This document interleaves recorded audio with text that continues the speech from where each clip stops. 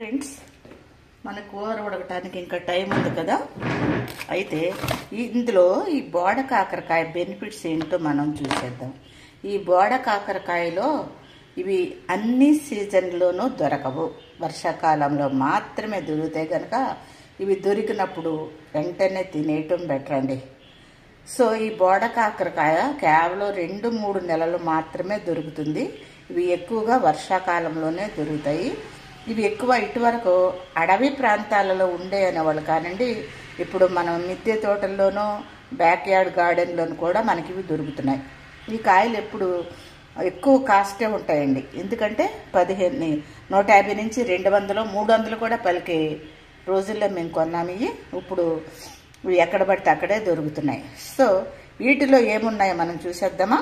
కార్బోహైడ్రేట్లు, protein, fibre, vitamin B1, B2, B3, B5, B6, B9, B12, అంతే కదండి. Vitamin A and vitamin C and vitamin D కూడా ఇందులో ఉన్నాయి. కాల్షియం, విటమిన్ H కూడా ఉందంట, విటమిన్ K. ఇందులో సోడియం ఉంది, పొటాషియం ఉంది, మెగ్నీషియం ఉంది, కాల్షియం ఉంది. అంతేకాదండి, జింక్ కూడా ఉంది. అందుకే బోడ కాకరకాయను పోషకాల కాకరకాయ అంటారు. సో ఈ బోడ కాకరకాయ తింటే ఎన్ని ఉపయోగాలు మనం చూసాం, మన శరీరానికి ఏమొస్తాయో.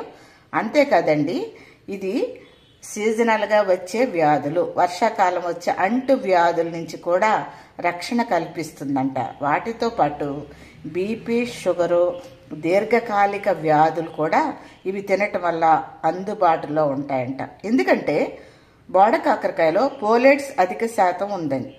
ఇది రోగ నిరోధక శక్తిని పెంపొందిస్తుంది. గర్భిణీలు కూడా ఈ కాయలను తినొచ్చట. ఈ కాయలు తినటం వల్ల గర్భస్థ శిశువు ఎదుగుదలకు ఎంతో ఉపయోగపడుతుందని నిపుణులు చెప్తున్నారండి, నేను కాదు.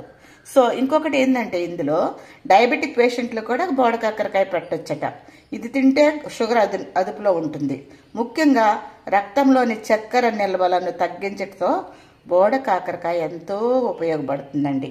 మరి బోడ కాకరకాయతో కూరగాయలు బోడ కాకరకాయ పులుసు, వేపుడు, పొడి, కారం పొడిలాగా కూడా చేసుకోవచ్చు.